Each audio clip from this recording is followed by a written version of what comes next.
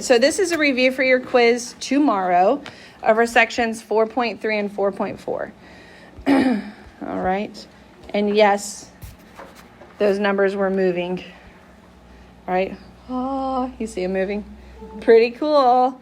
Okay. Starting off, I'm going to ask you a question about proportional relationships. And I told you this the other day when we were learning this lesson.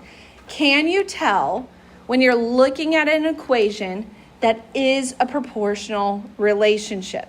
Okay, so again, your notes or what you're writing on your desk, it might just be kind of like you're answering these questions. It's going to help you stay engaged.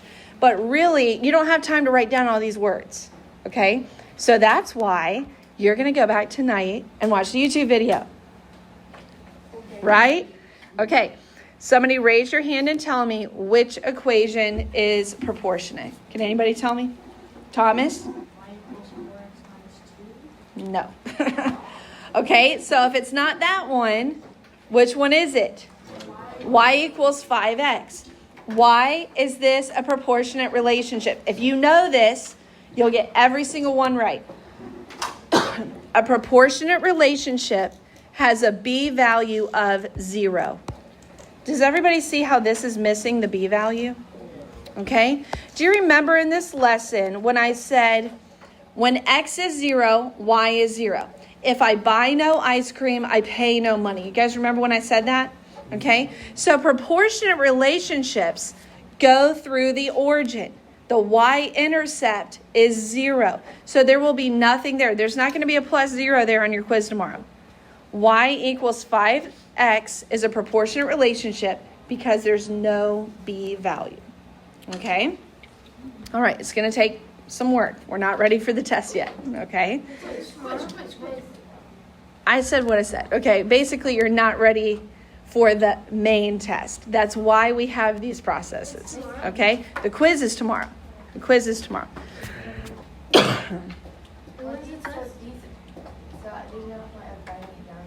Not all the words, but you're going to answer. You're just participating, all right? But that's why it's important to go back and watch the video tonight, all right? Okay, so here we go. The equation Y equals 6X represents the cost, Y in dollars, for X ounces of ice cream. First question. So answer this on your desk. Do not write out all the questions. What does X represent? All right, answer that.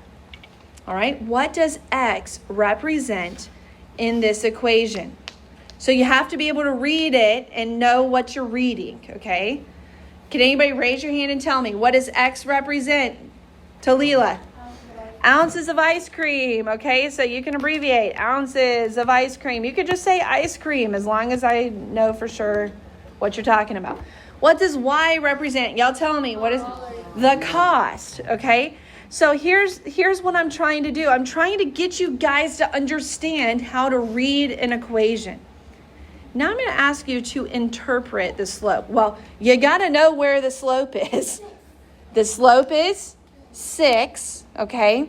So remember, 6 is the number that connects X to Y, all right?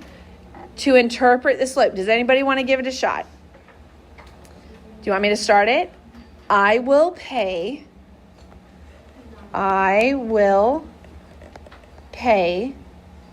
what's my rate? What's my slope? $6 per ounce of ice cream. Per ounce of ice cream or scoop. Ooh, man, that's some expensive ice cream with sprinkles of gold. Okay. All right. So $6. Now, if that number was different, if it was a 4, then it would be $4 for every ounce of ice cream. Okay. Do you see how we did that? $6 per ounce. Okay. How much would you pay for 9 ounces of yogurt? I just heard the answer, actually. Raise your hand. Raise your hand. Okay. I need some more participants, guys. What do you guys think? Okay. No, what is it, Talila? $54. Listen, guys, ounces of yogurt. You just told me which value. Is it X or Y? Yogurt. Or, I'm sorry, ice cream. I meant ice cream. Okay, it's my X value. So 9 gets plugged in for X up here in my equation. So what's 6 times 9? $54. Oh, man.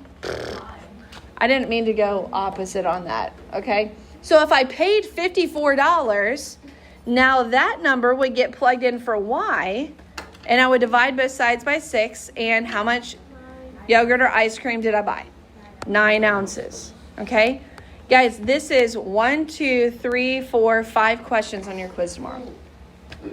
All right, this is a section from your quiz. It's just all changed, okay? All right, you think you're going to do okay on it? Yes. Go back tonight and rewatch this video, okay? 15. Identify the slope and Y-intercept, okay? Look at the first equation. Y equals 3/4 X minus 6. So, first question. Is this equation ready for M equals B equals? Yes. Is it ready? How do you know that? It's in slope intercept. It's already in Y equals MX plus B. Okay? So, on your quiz tomorrow, I will have blanks for you. M equals B equals. All right? So, just kind of write down your answers. Angeline, you paying attention? Okay, you're taking notes on a blank sheet of paper. All right, Cade, what'd you get for M? What'd you get for M? 3/4. All right, M equals, guys, what number is in place of M? 3/4. So M equals 3/4. All you have to be able to do is remember where M goes in the equation and write down that number. Okay, what about B? Vivian, what do you think for B? -6. -6. Is that what you guys said? Yeah. All right. Yes, Kate. Can I text my mom? See if I can go after school. All right. Is my next equation ready? No. Is it ready? No. What do I need to do? All right. Do it and tell me M equals B equals. Rome, sit up unless you want to stand, which would also be fine with me. Okay. You got it? Got the answer? Good.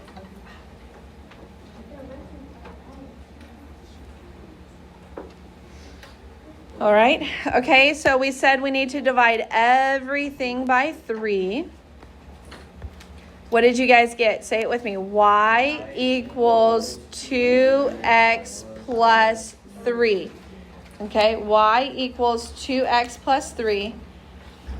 So M equals what? 2 or 2 over 1. Okay, same thing. B equals what? 3. So if you were to graph this, you're going to graph 2 of these on your quiz tomorrow. Let's go back to the first one, back over here to my first one. Where would my first point go on this graph? Where would my first point go? Down to a what? -6. And from that point, where do I go? Up 3 over 4. Up 3 over 4. All right, now look at your second equation. Okay, somebody raise your hand and tell me where would your first point go on this second equation? Somebody raise your hand and tell me. All right, Colin. It goes on 3. Angeline, where do you go from there? You go up 2 over 1. Okay, yes. So you just have to plot 2 points. You only have to plot 2 points. When you use this slope intercept, you only plot 2 points on your graph. But that's all you need to draw your line. Okay, when you do a table, you do use 3. Okay, all right, any questions? All right, so you're going to have an equation tomorrow where you're going to graph it, all right? So obviously on your desk, you're not going to set up a graph. So this question is here so you can rewatch it tonight, all right? But you can participate some with your work. Is this equation ready to graph? No. What do I need to do? Divide by 2. Divide everything by 2. Go ahead and do that. Go ahead and do that. All right, we'll just give you a minute to kind of get ahead of me. All right, divide everything by 2. Okay, did you get y equals, say it with me, 4x plus 1. Okay, so remember, to graph and slope intercept, you need your m. What is your m? M equals 4 over 1. And what's your B? 1. Okay, so where does your first point go on the graph, guys? Whoa, where does it go? On a value of 1. And then where do you go from there? Up 4 over 1. Okay, now we're going to draw our line straight. No, that's bad. Straight through. All right, that's not good either. Hold on. Oh my word, this is harder than it looks, guys. Okay, on your test tomorrow, it's going to pass through the x-axis on an even number, okay? So to identify the X-Intercept, you're looking at the value that the line specifically crosses the x-axis. Here, I'm just going to guess, because it's not an even number, that my X-Intercept is about what? What would you guys say? Negative, not 0, but negative like 0.2. It's like just past the line of origin, okay? All right, again, on your quiz tomorrow, it's going to pass like on an even value for X. So just draw your line through so you can see where it passes the X-axis also. All right, yes, Lila. Does it always have to be for F? Does it always have to be a fraction? It needs to be a fraction so you remember rise over run. Because if you don't write a fraction, you might forget to run 1, and then you do your line straight up. And that would be wrong. Okay, so I always say try to remember. All right, I think this is the last question. No, there's one more. Okay, so these 2 questions on your quiz tomorrow. All right, you need to write a linear equation from the scenario. Okay, so you're looking for values that are going to fit into on both of the problems that we're about to do. They need to fit into your equation y equals mx plus b. Okay, y equals mx plus b. M is a value that would be a rate. Remember, m is a rate. So that's a value that would be affected by however many something or an action is done. B is a value that is not affected by anything.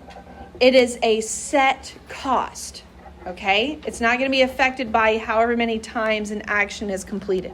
So it says you pay a $5 monthly membership fee to watch movies online.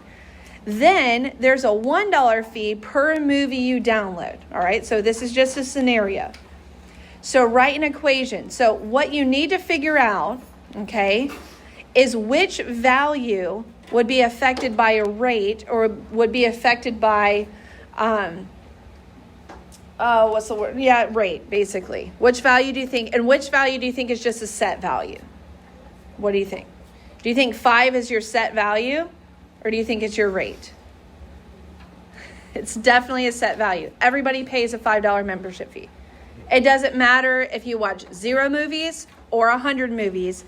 Everybody is paying $5. Okay? So that's your B value. That's your starting cost if you're going to be a member of whatever website this is. Okay? What is affected, okay, by how many times an action is done is your 1. Okay? Remember, X stands for movies. I'm going to pay $1 for every movie I watch or every movie I download. It's probably not a great business model, but we're going with it. Okay, equals Y. What does Y stand for? My total monthly cost.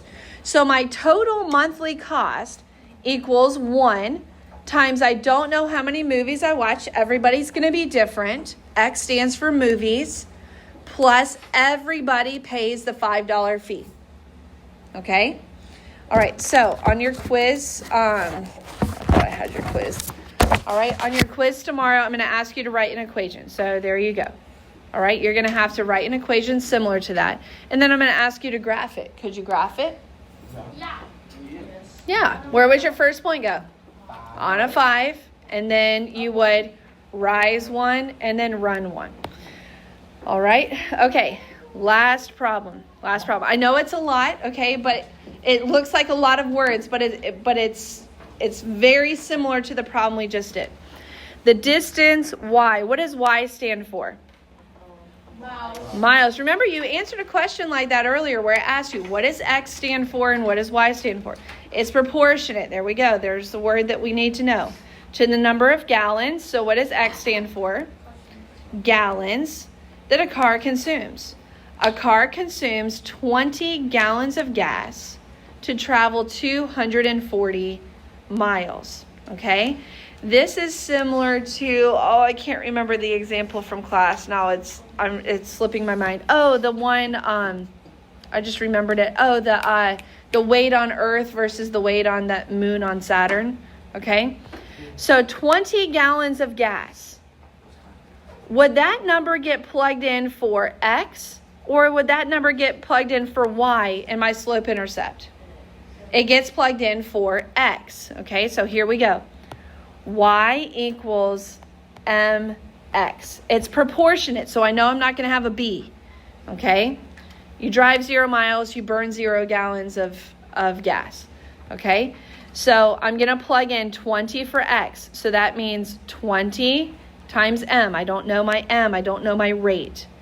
240 miles is my y value. So I plug in 240 for y. So to find my rate or my miles per gallon, what would I divide both sides by?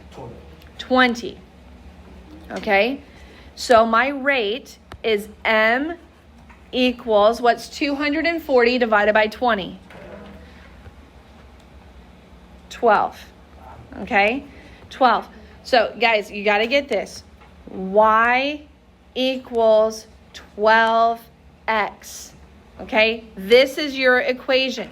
You used the values to find the rate, but then you had to plug that in where m goes in your equation. Now you have something that you can use, okay, to solve for a different value. But before you do that, can you interpret the slope? The car can travel 12 miles per gallon. 1 gallon, 12 miles. Okay? You can think about it this way. This is 12 over what? 12 over 1. This is rise over run, right? Well, what's my rise value? That's my y. That's my miles. 12 miles, 1 gallon. 12 miles per gallon. Okay, so that's my slope. I can drive... All right, and I'm going to abbreviate because we're running low on time. 12 miles per gallon. So how many miles would a car travel on 12 gallons of gas? You're going to use your formula. Y equals 12x. How many miles would a car travel on 12 gallons? Would I plug in 12? It says 12 gallons. Would I plug that in for x, or would I plug it in for y? Which one would I plug it in for? Don't zone me out. We're almost done. It says 12 gallons. Which variable stands for gallons? X. Okay? So miles equals 12 times 12. What's 12 times 12, guys? 144 miles. Okay? So using the slope-intercept formula. All right, remember what your homework is tonight. Go back and watch the video. You do not have the big ideas homework. We're going to turn it into classwork for Friday and classwork for tomorrow after you finish your quiz. All right, and that's everything you need to know for your quiz review.